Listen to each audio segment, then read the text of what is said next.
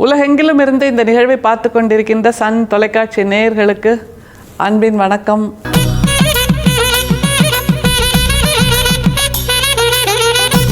தமிழ் சித்தர் பாடல் வரிசையில் வள்ளல் பிரானோடு நம்முடைய பாடல்கள் உரைநடைகள் இந்த பயணம் தொடர்கிறது. இன்னைக்கு அவரோட உரைநடை ரொம்ப சுவாரஸ்யமான, ரொம்ப ருசியான, படிக்கும்போதே வாய் ஊறத்தக்க ஒரு பத்தி. அப்படின்னாலே என்னன்னு தெரியும், உணவை பற்றித்தான் அவர் சொல்கிறார். நிறைய உணவு வகைகளை நம்ம மாறி மாறி சாப்பிட்டுக்கிட்டே இருக்கோம். நிறைய முறை ட்ரை பண்ணுறோம், வேறு இதை சாப்பிட்டு பார்க்கலாமே, இதை சாப்பிட்டு பார்க்கலாமே, அட இது நான் இது வரைக்கும் சாப்பிட்டதே இல்லையே அப்படின்ட்டு எக்ஸாட்டிக் ஃபுட் வெரைட்டின்னு சொல்லுவோம்ல, வெளிநாட்டில் இருக்கக்கூடிய உணவு வகைகளை கூட நம்ம சாப்பிட்டு பார்த்துடுறோம். ஆனால் வள்ளல் பிரான் சொல்லுகின்ற இந்த கருத்து இருக்குது பாருங்கள், நம்மை சுற்றி இருக்கக்கூடிய அந்த உணவு வகைகள், அதில் எதையெல்லாம் நாம் சாப்பிட வேண்டும், எதையெல்லாம் விலக்க வேண்டும் என்று அவர் சொல்லும்போது, இவர் என்ன அந்த காலத்தில் ஒரு ஷெஃப்பாக இருந்தாரா அப்படின்னு ஒரு ஆச்சரியம் தோணுதுங்க. ஆனால் சித்தர்கள் எல்லாருமே ஷெஃப்பாக இருந்திருக்காங்க. என்ன ஷெஃப் அப்படின்னா, உடலை வளர்த்தேன் அப்படிங்கிற அந்த கலையில் அவங்க சிறப்பானவர்களாக இருந்திருக்கிறார்கள். அந்த முறையில் உணவை எப்படி சாப்பிடணும், சரியா எந்த வகை உணவுகளை நாம் சாப்பிட வேண்டும், உடல் நலம் நீடிப்பதற்கு எப்படியான லைஃப் ஸ்டைல் மாடிஃபிகேஷன் வேணுங்கிறத தெளிவாக நம்முடைய சித்தர்கள் சொல்லியிருக்கிறார்கள். அவர்களுடைய நீட்சியாக இருக்கக்கூடிய நம்முடைய வள்ளல் பிரானோ என்ன மாதிரி உணவு வகையை சாப்பிடணும்னு தெளிவாக சொல்கிறார்.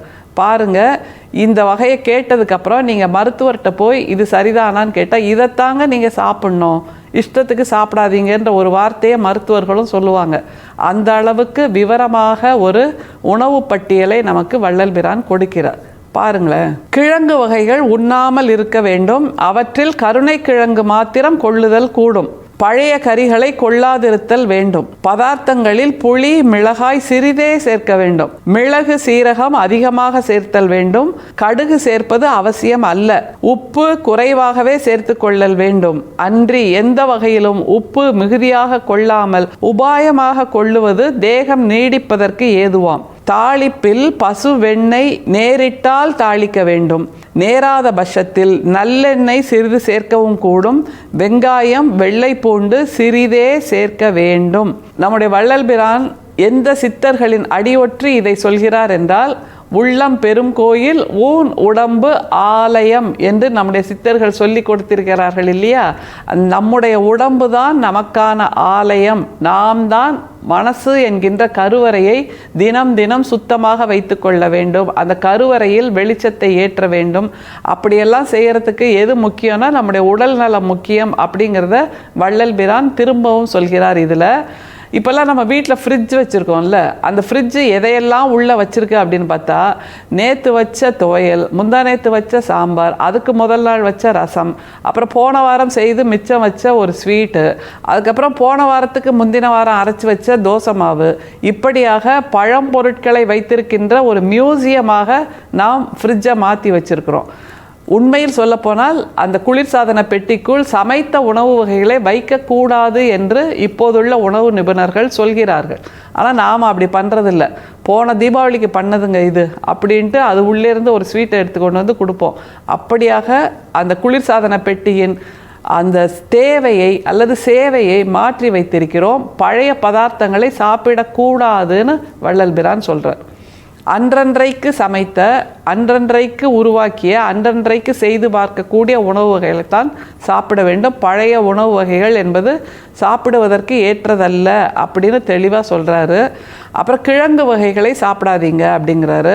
பூமிக்கு கீழே விளைந்திருக்கக்கூடிய கிழங்கு வகைகள் உடல் நலத்துக்கு தேவையற்றது அப்படின்னு இப்போ உள்ள நவீன மருத்துவமும் சொல்லுது. அதனால் ஒவ்வொன்றா திரும்ப பார்த்துடலாம், சரியா? கிழங்கு வகைகள் உண்ணாமல் இருக்க வேண்டும். அவற்றில் கருணை கிழங்கு மாத்திரம் கொள்ளுதல் கூடும். பதார்த்த குண சிந்தாமணி அப்படிங்கிற தமிழ் இலக்கியத்தில் கூட மண்ணுக்கு அடியில் விளைகின்ற கிழங்குகளில் கருணையை மட்டும் சேர்த்து கொள்ள வேண்டும் அப்படின்னு சொல்கிறது. அதே மாதிரி தான் வள்ளல் பிரான்னு சொல்கிறார். கிழங்கு வகைகள் பொதுவாக வாயுவை உற்பத்தி செய்யக்கூடியது, உடம்பில் ஒரு கனத்தை உருவாக்கக்கூடியது, உடம்பில் ஒரு ஹெவினஸ்ன்னு சொல்லுவோம்ல, அதை உருவாக்கக்கூடியது. அதனால் அதை சாப்பிடாதீங்க அப்படிங்கிறாரு. ஆனால் கருணை கிழங்கு மட்டும் சேர்த்து கொள்ளலாம் அப்படிங்கிறார். கருணை பேரிலேயே அதில் கருணை இருக்குது பாருங்க.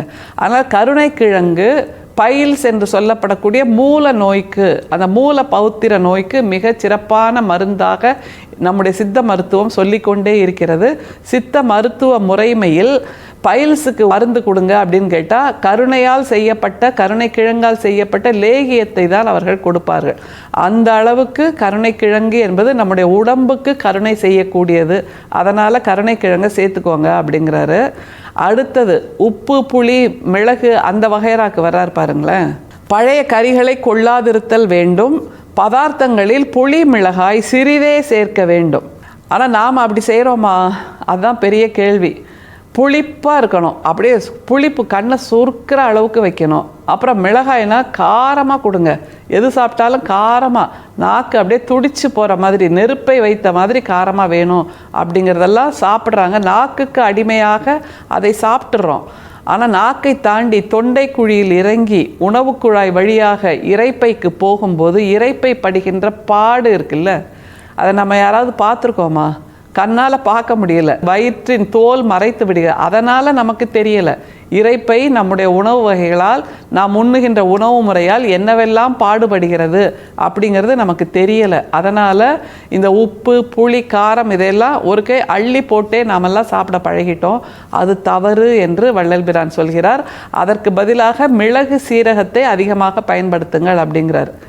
அதையும் பாருங்க. மிளகு, சீரகம் அதிகமாக சேர்த்தல் வேண்டும். கடுகு சேர்ப்பது அவசியமல்ல. உப்பு குறைவாகவே சேர்த்து கொள்ளல் வேண்டும். எல்லாமே தேவையான அடிப்படை உணவு வகைகள், அடிப்படை உடல் நல குறிப்புகளைத்தான் சொல்கிறாரு. என்னால் இப்படியெல்லாம் இருக்க முடியாதுங்க அப்படின்னு சொன்னால் சரி, இருக்காதீங்க.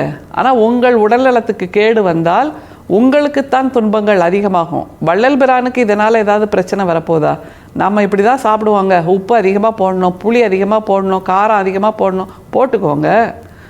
அதனால் வருகின்ற நஷ்டங்களையும் நீங்கள் தான் அனுபவிக்க வேண்டும் என்பதனால்தான் அக்கறையோடு நம்முடைய சித்தர்கள் நமக்கு சித்த மருத்துவத்தையும் சித்தர் வழியில் எப்படி உணவு உண்பது என்பதையும் சொல்லி கொடுக்கிறார்கள்.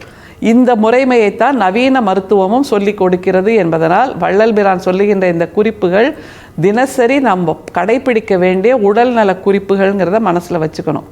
அடுத்தது என்ன சொல்றாரு பாருங்க. உப்பு மிகுதியாக கொள்ளாமல் உபாயமாக கொள்ளுவது தேகம் நீடிப்பதற்கு ஏதுவாம். உப்பு அதிகமாக சாப்பிடாம, பொதுவாக விருந்துக்கு போகிறோன்னு வைங்களேன், இலையை போட்டுட்டு இடது கை ஓரமாக கொஞ்சமாக கொண்டு வந்து உப்பு வைக்கிறாங்கல்ல, அந்த அளவு தான் உப்பு நம்முடைய ஒரு நாள் உணவில் இருக்க வேண்டும் என்றும் சித்த மருத்துவம் சொல்கிறது. அந்த ஓரத்தில் உப்பு வைக்கிறதுங்கிறது ஒரு சடங்கு மட்டும் இல்லை, அந்த அளவு உப்பு தான் எல்லா உணவு வகையிலும் சேர்த்து நாம் ஒரு நாள் உண்ண வேண்டும்ங்கிற சித்த மருத்துவம் ஒரு குறியீடாக நமக்கு சொல்லி தருகிறது. சரி, உப்பு முடிச்சாச்சு. அடுத்தது என்ன? தாளிப்பில் பசு வெண்ணெய் நேரிட்டால் தாளிக்க வேண்டும். நேராத பட்சத்தில் நல்லெண்ணெய் சிறிது சேர்க்கவும் கூடும். தாளிக்கிறதுக்கு ஒரு ஸ்பூன் அளவு தான் எல்லா உணவு வகைக்கும் சேர்த்தே எண்ணெய் சேர்க்க வேண்டும் என்று சொல்கிறார்கள். நாம் அப்படி எதேஷ்டமாக ஒரு தாராளமாக ஒரு 4 கை அள்ளி விடுவோம்ல, அது மாதிரி பண்ணாதீங்க அப்படிங்கிறாரு. பசு வெண்ணெயால் தாளிக்க வேண்டும் என்று சொல்கிறார். அது நேராத பட்சத்தில் நல்லெண்ணெய் சேர்த்து கொள்ளலாம்ங்கிறதா வள்ளல் பிரான் சொல்கிறார். நிறைவு செய்கிறார் பாருங்க. வெங்காயம், வெள்ளை பூண்டு சிறிதே சேர்க்க வேண்டும். இவ்வளவையும் சொல்லியாச்சு. நம்முடைய வள்ளல் பிரான் நமக்கு இந்த பத்தியின் மூலமாக ஒரு பெரும் விருந்தை, நல்வாழ்க்கைக்குரிய விருந்தை படைக்கிறார் என்றால் அதை 2 கையாலும் சேர்த்து அணைத்து கொள்ள வேண்டியது நம்முடைய பொறுப்பு. அதன் மூலமாக நம்முடைய உடல் நலம் சீராகும் என்பதை தவிர நம்முடைய வாழ்க்கை, நம்முடைய சிந்தனை, நம்முடைய செயல்பாடு, சொற்கள் எல்லாமே சீராகும் என்பதனால்தான் உடம்பை வளர்த்தேன் உயிர் வளர்த்தேனே என்று நம்முடைய சித்தர் பாடல் சொல்கிறது.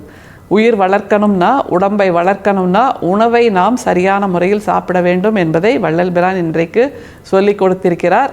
இன்னும் கொஞ்ச நேரத்தில் சாப்பிட போகிற பிரேக்ஃபாஸ்ட், காலை உணவு எப்படி இருக்க போகிறது என்பதை நாம் தேடி பார்த்து சரியாக சாப்பிட வேண்டும் என்பதற்காகத்தான் இந்த பத்தி. சரியாக உண்போம். அருட்பெரும் சோதி, அருட்பெரும் சோதி, தனிப்பெரும் கருணை, அருட்பெரும் சோதி. மீண்டும் சந்திப்போம். நன்றி, வணக்கம்.